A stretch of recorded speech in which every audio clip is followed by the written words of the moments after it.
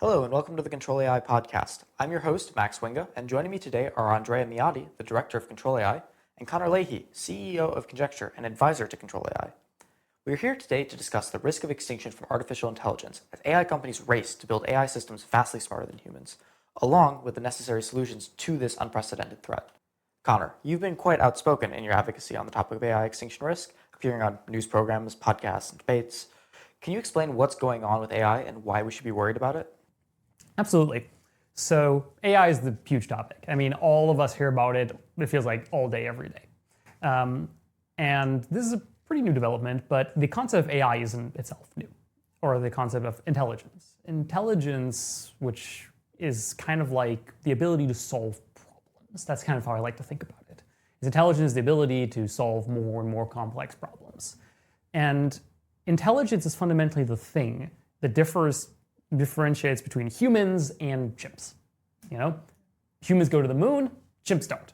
You know, chimps have more intelligence than, say, an earthworm, that's for sure, but they don't have quite what humans have. There's something sort of special about humans, but it's clearly some kind of spectrum of some kind. So humans are not the strongest, we're not the fastest, we're not the toughest animal by any means. Again, none of us could take a chimp, you know, but there is this thing that we have, which is special about humanity and which has made us the undisputed rulers of the planet, and that is our intelligence. So far, intelligence has been something that's been mostly relegated to humans only, or like animals only. But recently, this has started to change. From the early days of computers, we started to, have systems that can do, simple math programs and then more complex math, more complicated operations and stuff like this. But it wasn't really like intelligence as like, you or me might necessarily understand it. But over time, this has gotten more and more general. The thing that our best AI systems, our best computer systems are capable of doing has expanded and expanded and can expand it to the point now that you can just like have a conversation with your computer. I mean, you can just open up ChatGPT or Claude and you can have a lovely conversation with these systems. Sure, are they perfect? No. But this is a huge, huge change. And particularly recently, this rate of progress towards more general intelligence, problem solving, and conversational ability, and so on, has been just going so fast. Now, why is this potentially a problem? Well, intelligence is the thing that made us the rulers of the planet. Because we're the most intelligent species is why we're in charge. If we were no longer the most intelligent species on the planet, that would no longer necessarily be the case. Yeah, it's nothing that's like ever happened before, essentially. Exactly. It's more like chimps seeing humans than anything else. We humans are used to being the smartest thing around. But the potential that we're seeing right now is that the AI systems are becoming more intelligent at a rapid pace. And there is no fundamental physical reason why this can't continue until we have systems that are as smart and smarter than humans, often called AGI, or sometimes we also talk about what's called superintelligence, which is an AI system which single-handedly is more intelligent than all of humanity put together. If such a system would to be built, and many, many scientists, eminent scientists, leaders of AI companies and so on, do believe it is possible and imminent to build such a thing.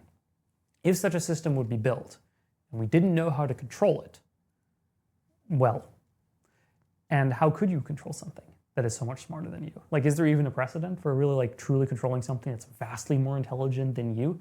Not really.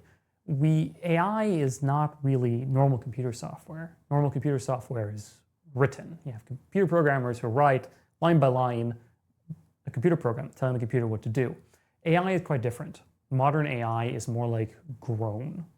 You give it many examples or lots of data that you want to learn from, and then you grow a program to solve this problem on huge supercomputers by crunching these huge piles of numbers called neural networks. And this results in programs that can do amazing things, but we don't really know how they work. We don't really know what's going on inside. We do not know how to control them. At the moment, this might be a bit annoying or even a bit amusing, but as they become more intelligent, they become more powerful, eventually as and more powerful than humans, we will be at the mercy of systems that we cannot control, that we do not understand, and the future will belong to them, not to us. Yeah, and a lot of people will say here, they'll ask, are these systems sentient? Are they conscious? Is there a human factor that's an important thing that they are missing that means that they won't be able to do this? I think a lot of people have this hang up when confronted with something like these systems. Do you think that there is some kind of element like that that is critical here, or is that not really an issue for AI? The thing we really care about here, that I care about, is power. I don't particularly care whether an AI system can truly feel love or not. That's not really important for it to be able to, take over the economy or to build weapons or to hack computer systems. It doesn't have to have any recognizable thing like emotions or whatever to be able to do such things. Intelligence is dangerous because it is powerful. This is the fundamental thing. The fundamental thing is that if you build systems which are very powerful and do not control, this is an inherently dangerous thing, whether or not any of these other factors. So there is another aspect to this where there's a long and storied history in the history of computer science of venerable, respectable computer science professors professing very sincerely about how true AI can never be reached until we've had the missing component of intelligence, which happens to be their personal pet theory. And all of these people have always been proven wrong over and over and over again. Now, obviously, there's still something that's different between a bug and a mammal, and between a mammal and a human, a chimp and a human, say. There clearly is some differences between those.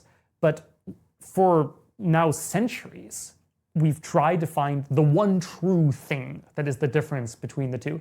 And this is we've never succeeded. We don't know. So if anyone comes to you and says confidently, I've figured it out, we cannot get AI, we can't get true intelligence until we have X, well, you should think they're a crank. They're just making some shit up. They're probably wrong, as were dozens and hundreds and thousands of scientists before them.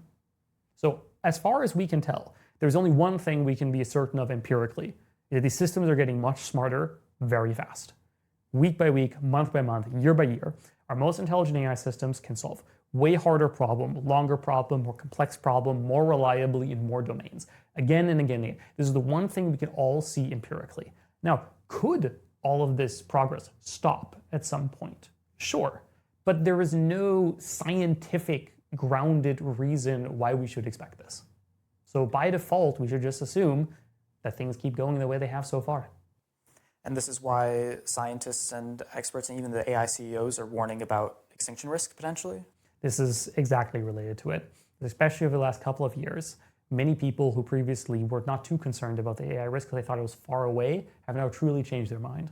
We have seen Nobel Prize winners, Turing Award winners, CEOs of the top AI companies, global country leaders, and so on speak about this, is that if you have a system that is smarter than all of humanity that we can't control, humanity is not guaranteed to survive that transition. What would such a system, what would such a machine, such a being want to do with the world? I don't know. Would it include humans? Probably not. Yeah, that's difficult. So we obviously need some solutions to this, and ControlAI has been working in a variety of ways to do so. Andrea, you're the director of ControlAI. You founded it to help solve these problems. What is ControlAI doing to help address these risks? Yeah, so we're facing with this massive threat, just the end of our species, and we need to turn the tide. We believe it's possible to turn the tide, and this is going to take effort from all of us. I founded ControlAI because I believe this is not just a technical problem. The reality is, even with best scientists working on this problem, we're not going to make it out alive if we don't put rules in place, regulations in place that actually protect us. In the end, even if one company could figure out a way to make some of the systems controllable, nothing stops another one to rush ahead with systems that we cannot control. Ultimately, this is a deeply political problem that will be solved with policy solutions, not just going back to the ivory tower and working on fancier algorithms to try to change how the systems thinks. The systems work.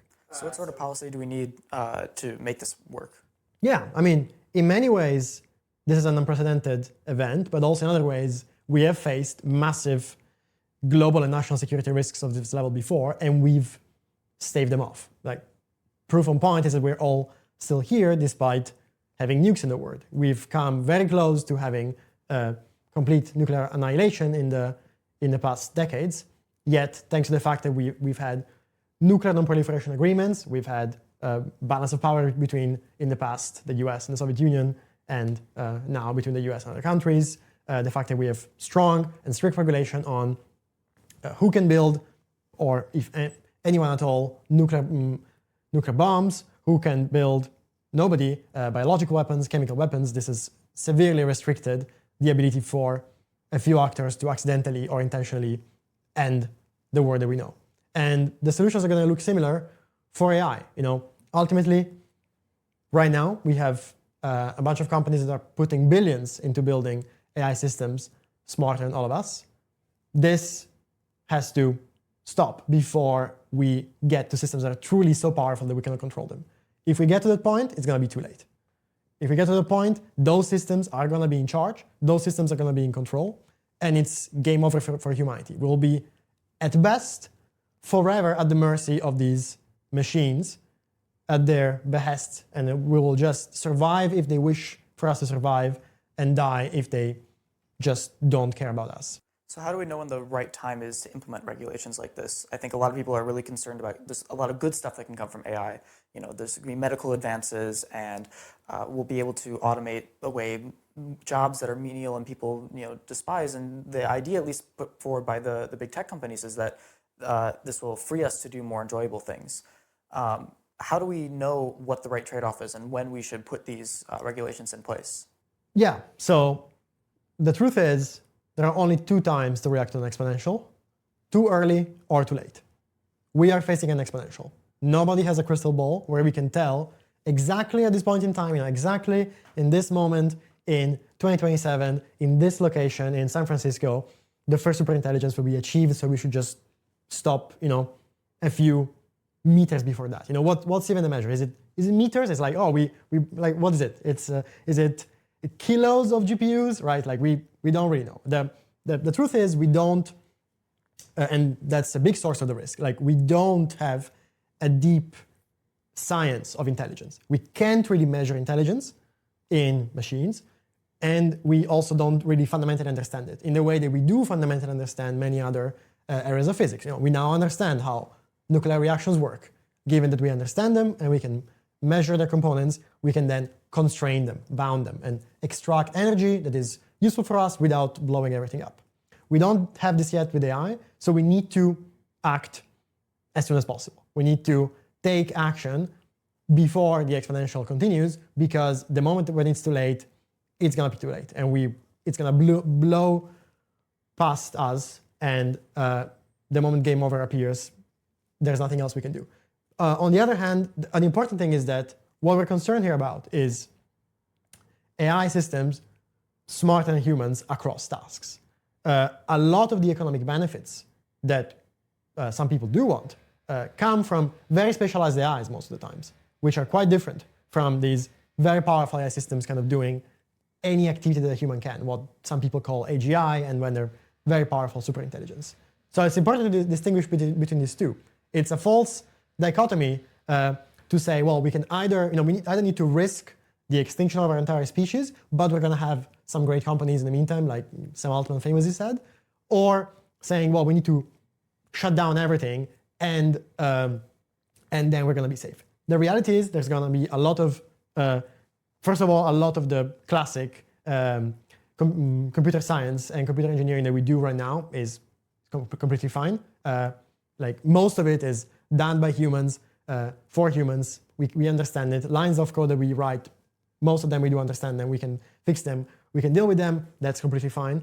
A lot of forms of AI are closer to this. In many ways, AI is a big word that encompasses a wide variety of models. The ones that are really dangerous are the ones that, like Connor said, the ones that we grow, not build.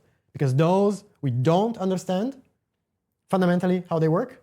Therefore, we also don't know how to control them at a fundamental level. And we also have inability to predict in advance when they will cross certain lines. And that's on those ones, and especially on the most powerful ones, as we get to superintelligence, that we should tackle this problem in two ways. Like number one,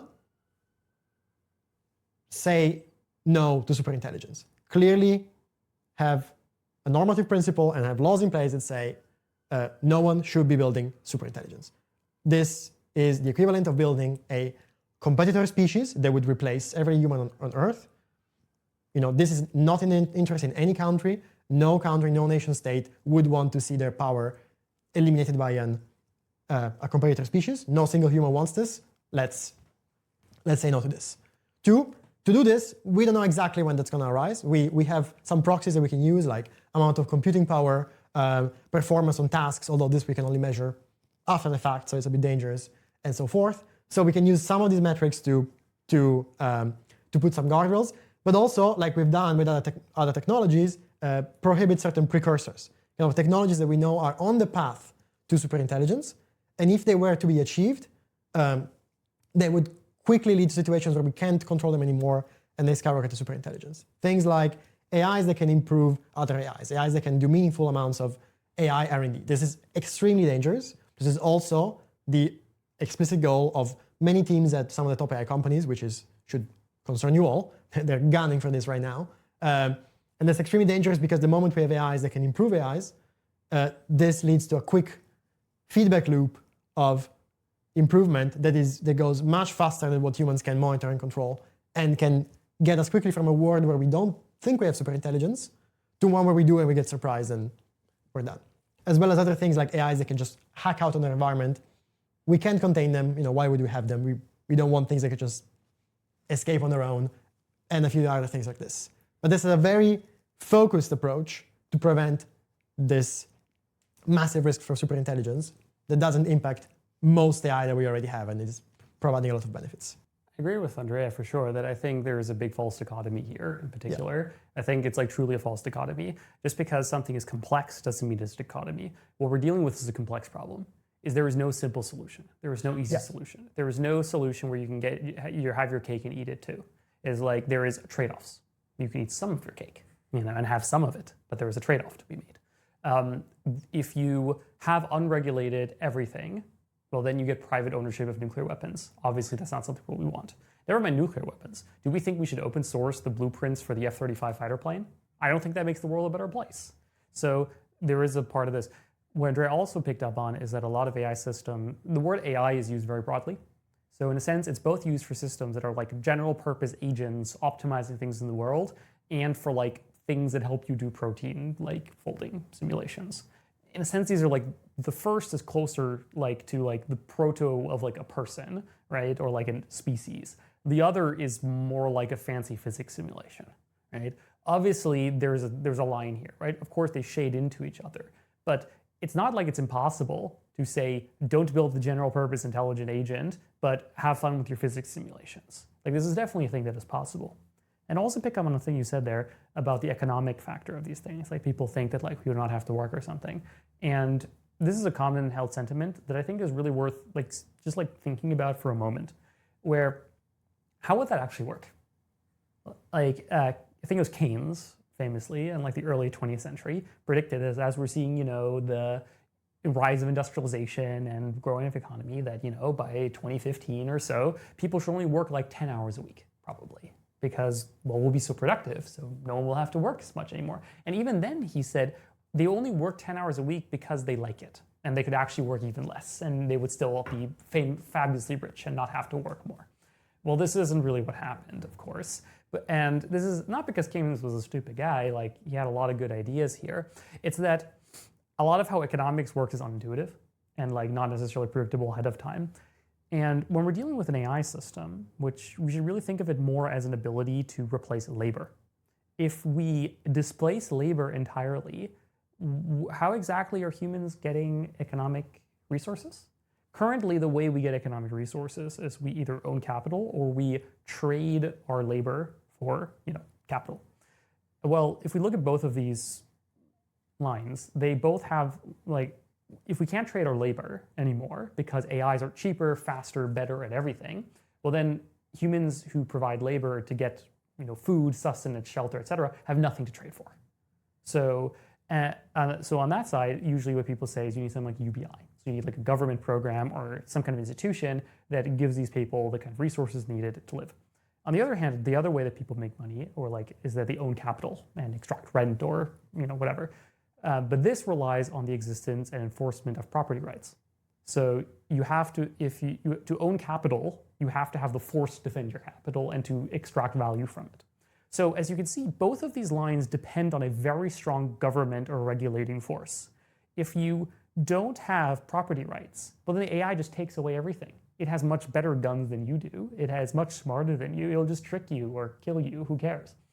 So to enforce property rights, you will have to have some human-controlled system which is more powerful than superintelligence, which by definition is impossible because the superintelligence is more powerful than humanity. And the second applies to UBI as well. Okay, well, let's say we want to tax the corporations and all their money and give it back to people. Currently, all these companies already don't pay taxes because they all live in some kind of tax haven in Ireland. So like, how do you expect a future government, who already can't tax normal corporations because they incorporate in Ireland, to be able to tax future corporations that are run by superintelligences? So like, there's a very deep thing here where like, there is no practical way that gets you to an outcome where humans are taken care of if there's not something to take care of humans. Whether it's a government system, it's a social system, it's other humans. At some point, resources have to go to humans in order for humans to do human things. And what is that mechanism? If a superintelligence is in charge of the world, that's the mechanism. And if the superintelligence doesn't want to give us those resources because it prefers using them for whatever goals the superintelligence might have, then humans don't get any resources. Picking up on this quickly, there's a new excellent essay that came out this week called The Intelligence Curse by two great co-authors. And it picks up exactly on this point and describes exactly this issue of we are on track by default, and we can change this track, but we are on track to get to AGI, and this on a labor level and economic level will mean that humans will be less and less relevant for the economy. This means that like if human labor becomes irrelevant, this means that most people will see their power completely vanish. Already people feel right now that they don't have power in many decisions and many things are done outside of their control. Well, imagine the moment when almost every single person on the planet cannot even trade their labor for money. From the economic system's perspective, these people are useless. And we will either need a strong government intervention to make them useful again, or to provide value to them out of charity, essentially turn almost everybody on the planet into beggars. Or if whatever power is in charge does not really care about these people, they will starve and die. Their income will go below subsistence level, then will disappear because all of the tasks that they can do can be done by an AI better than them, and they'll be gone. And that's the outcome we're facing. And this will also lead to a massive concentration of power either onto the AIs that control whatever amount of economic activity remains, or even if by chance somebody manages to control somewhat a very powerful AI system, that will be the only person or the only group or the only company controlling the entire economy, and everybody will be living at their behest, at their charity. This is clearly not a word that most governments and most people want. And we need to put solutions in place to prevent that fast.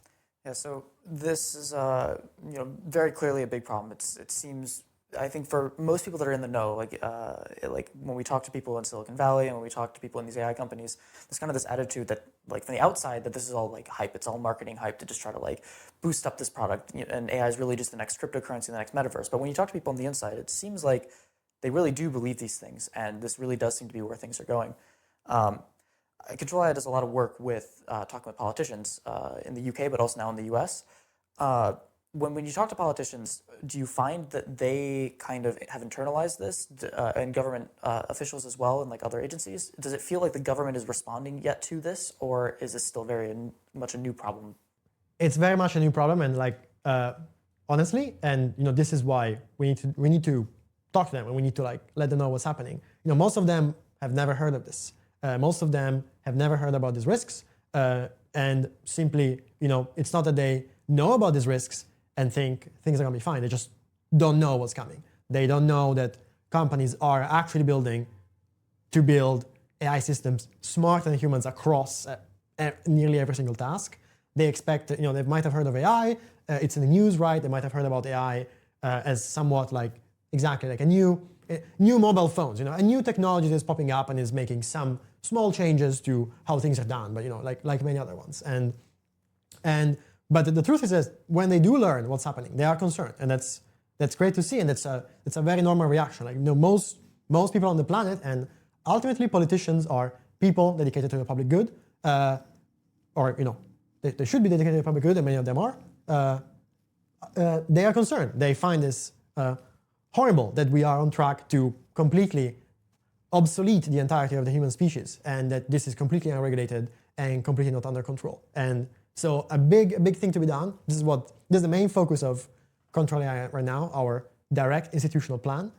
Reach every single relevant actor across the democratic process and inform them about what's happening, with AI, what's coming with superintelligence, what the risks are, and what the solutions are with the policies. And we found really fantastic reception in the UK. We started at the beginning, multiple people, professional people in the policy field, lobbyists and so on, told us it would be impossible to get a single lawmaker to publicly acknowledge that AI poses an extinction risk. That this is too strong, and people wouldn't really understand what superintelligence is anyways. Like, this is just beyond them. We started meeting with lawmakers, and at the beginning of this campaign, in just a few months, we got over 30 of them publicly acknowledging that AI is an extinction risk, that superintelligence would compromise global and national security, and that mandatory regulation should be put in place to prevent this and keep people in control while still having the economic benefits from other forms of AI. And more than that, speaking of a kind of receptiveness, we didn't expect this, but since we started, more than 1 in 3 of the people that we meet becomes a supporter. Just hearing this, very often it's the first time they hear about this. They don't know. They might have heard on the news things like the AI extinction statement that came out from the Center for AI Safety last year. They might have heard about the pause letter that Elon Musk signed, but this might be like the only exposure they've had to these concepts. But after a briefing where we just tell them, like, look, this is what's happening, we explain to them clearly where we're going, how AI capabilities are improving, what companies are really working for, they clearly see this as a massive issue and they take a stance. And that's great. And we want to see this happen much more everywhere. We are starting to do this in the US as well. It's going well there as well. Individual citizens can make a difference as well. We need more and more people to just do the thing, go, talk to your lawmaker, talk to people that know lawmakers, talk to your friends, talk to them about this problem. Just tell them, that's the situation, that's what we're facing, let's do something. And things can change. Yeah, I think so. I do think, though, that there's a lot of people who will hear this and they will hear, you're getting UK lawmakers to say that we should do regulation. And I think a very typical response is that if the UK regulates this, all it's going to do is take itself out of the race. And the UK is going to lose out on all the economic benefits, and then it just loses to the US and China. Or if the US does it, then it loses the race to China. How do we address this? Because it does seem like at this point, both the US and China are racing towards building these superintelligences. How do we actually organize a global stop on this in a way that is robust and holds up over time? Yeah, that's a great question. First of all, it's what you would call a collective action problem. So this is a typical shape that these problems have. Like many of these wicked problems, these tricky problems that don't just exist in one jurisdiction, have this shape where if just one actor does something, it might not be enough, but also actors kind of wait for other actors to take the first step. And if nobody moves first, nothing happens. The truth is, the way to solve these problems, the same way the way to solve things like a prisoner's dilemma is you need somebody to start cooperating. You need somebody to make the first move and start, taking the first stance in solving the problem and have others follow suit. Secondly, a single country can do a lot. First of all, the US moving along on this would make an enormous difference, an absolutely enormous difference. The US also moving alone on this could then very clearly signal to other countries, do the same or there will be consequences. That's very important. If you understand that superintelligence would threaten the end of the human species, this is a fundamental, it is not just a species-wide and global-wide issue. This is a very clear national security issue for your own country.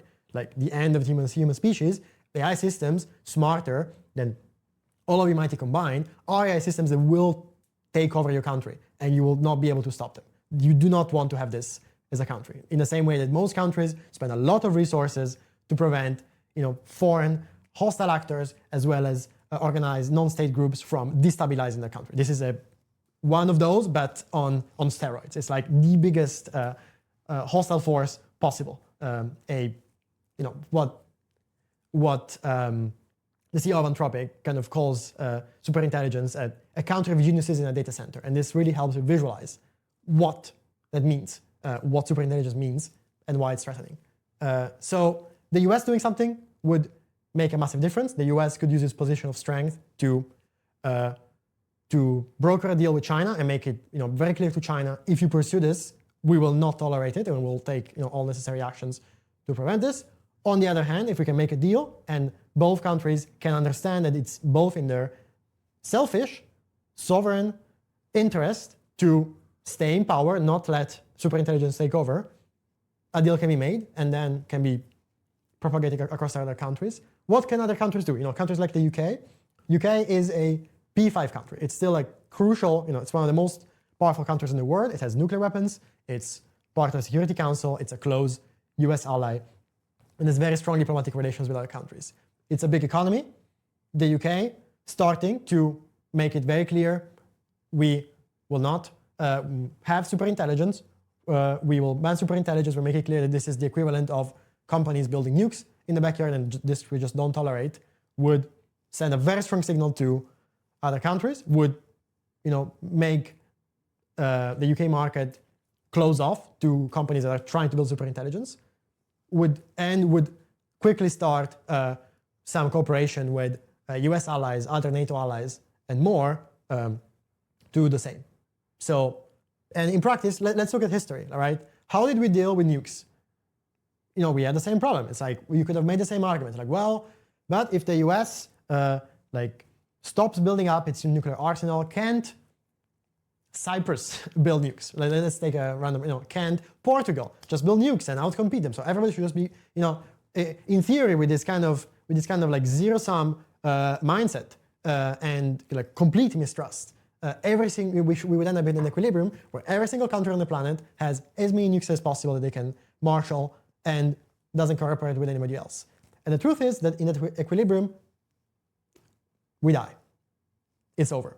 Imagine if you had every single country on the planet with thousands of nukes.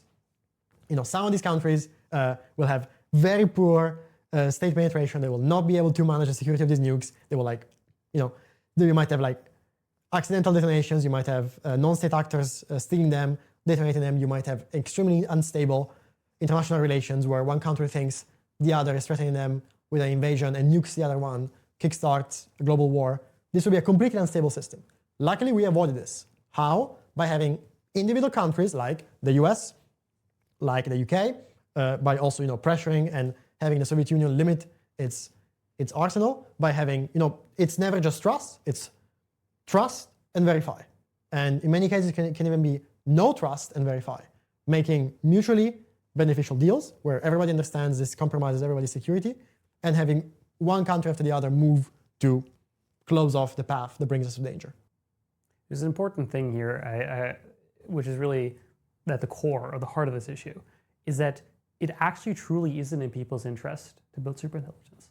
This is the core thing.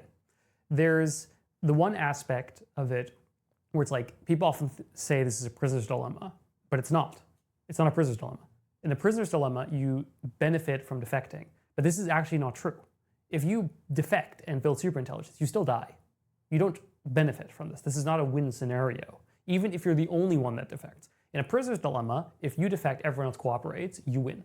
This is not the case in the scenario. In this scenario, if you defect and everyone else cooperates, you still lose. So you might say, well, if this was true, why are people doing it? And I think there's a fundamental reason, just most people don't know. Literally, I don't think it's that, it's not that deep. It's just people don't know. They don't understand that what happens if you build superintelligence. The thing I just told you about UBI and property rights, it's not that people can't understand this. It's just they've never heard that argument before. They've never thought of it before. And this is why plans that the ControlAI is doing, the DIP, I think are so important. It's just truly people have just like not, they don't know. Like many policymakers that we talk to have just like never heard about superintelligence before. They thought it's just, oh, we're just racing to build, better protein simulations. They just like didn't know that there were these other things and what consequences that might have for them, or that there might be scenarios where their monopoly on violence just disappears. They just never heard that, never considered that. And, we can argue about, oh, but they should have, blah, blah, blah, but ultimately we live in a democracy. And part of the democratic process is that we as civilians, both experts and lay people, our job is that if we see threats and issues that we are concerned about, is that we are obligated as citizens to go to our representative electeds and inform them of the problem. Inform them that this is a problem we care about, here are potentially solutions that we think could be applied, but that this is a problem and we have to help them understand these problems. So really, a lot of, I think, the work needed to allow the brokering of such deals is not some kind of like galaxy brain thing or like people becoming saints and like, so selfish or whatever. Not at all. I think it's in everyone's selfish interest to prevent the existence of superintelligence. It's very much in people's selfish interest. So the thing that we have to do is much closer to education than it is to persuasion. It's not that we're trying to sell people something that isn't true. We're trying to just inform them of a consequence of actions that are currently being taken. Now, of course, just because an action is self-harming doesn't mean it will necessarily not get taken. So the work has to happen of informing everyone and trust but verify, and putting in these mechanisms and these abilities so we can collectively not take risks that we don't want to. Look, if we had a global vote and 90% of people were like, screw it, we don't care about living, we want the planet to blow up, we want to build superintelligence, fair enough, right? Like, okay, maybe, right? But this is not the world we live in. We checked. Like, we've talked to many people in government, in the public, we've done focus groups, we've done polls, we've done lots and lots of things. And the overwhelming bipartisan, multinational consensus is, fuck no. We don't want to be destroyed or replaced by a superintelligence. And a core part of what governments are supposed to be for, and what democracy is for more broadly, is to not let things like this happen. Not let these massive national, international security issues, which is what AGI is, come to pass, but to protect us from these risks and allow us to have the future that we want. So it is in everyone's interest. And people do have this interest. We just have to now build this. We have to inform people, we have to build the coalition, and then we have to execute on it. We have to build the mechanisms so that we can get to a good future. And how are you planning on working that yourself alongside the work with ControlAI? Do you have any plans, any ideas cooking along those lines? Always. I have always many things to do. So, of course, I work closely with my friends at ControlAI a lot. I'm an advisor and I help out wherever I can. I think the work at ControlAI is probably the most important thing anyone could be working on right now. So I definitely want to put a lot of that. At my company, Conjecture, we also have been thinking a lot and working a lot on what the technical solutions or technical approaches to actually building safer AI systems, controllable AI systems could look like. Because so far, this conversation has focused very much on the prevent everyone from dying part, which I think is, in fact, truly the most important part. Truly, if the house is on fire, your first goal is to get out of the house. Then you worry about your mortgage. First get out of the house. Once you're out of the house, then you should start worrying about your mortgage. And I am also concerned about the mortgage. And when I say the mortgage, I mean the mortgage that humanity has taken out in the future. Is that humanity has been piling on risks for decades, centuries now. Humanity has been piling on risks and risks and risks, whether it's from, degradation of environments, building of more dangerous weapons, degrading social trust and social institutions, and of course the more and more powerful technology. Even if we prevent superintelligence, even if AI doesn't destroy us, I think we're still on a very bad path. Other technology that is powerful enough to destroy humanity will be built and is being built. There are other forms of technology that are not AI, whether it's synbio, potentially nanotech, or even space weapons. So stuff like space-based nuclear weapons or space-based rod from gods and stuff like this, or pulse laser weapons. So these are weapons that can produce femtosecond laser pulses that can target anyone on Earth for instant, light speed destruction.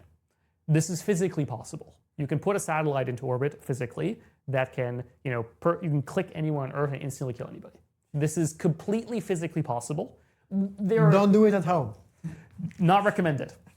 It is probably no one has such a system at the moment, but there are many people working on building such systems right now.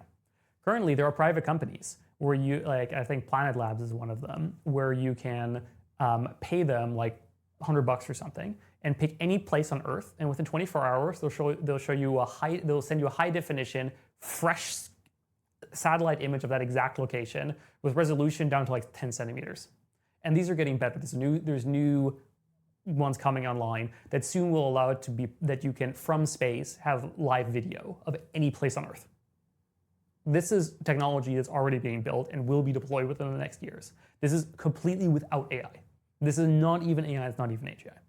So the reason I bring this up is that AGI is really a specific instance of a much larger problem. And the much larger problem is in AI, we often talk about alignment.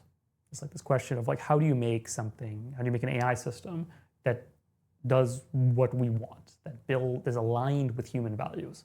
But there's also a general alignment problem, which generalizes beyond AI, which is how do you align systems in general with human values, whether that's other people, groups, governments, international orders, etc. How do you build a world that is stable, that is prosperous, that is just, that is aligned with human values, and doesn't blow itself up with whatever next technology we built? This is a very hard question, and I think someone should be working on it. I know there's many people working on it, but I also want to throw my hat in the ring and think a lot about what would it look like? What are the steps? What are the systems? What could this look like? And what do we need to do to get there? I've been thinking about this problem for many years, and I think it is a very important problem to address. I think the work that ControlAI is doing is the more pressing and the more important problem, also on top of my mind. But I also spend a lot of my time thinking about this question and trying to iterate towards solutions for how do we build institutions? How do we build governments? How do we build cultures? How do we build worlds that are worth living in? Wow, that sure sounds ambitious. I'm excited to see where it goes. I think we're about done with time. Is there anything else you guys would like to ask of the audience before we call it a day?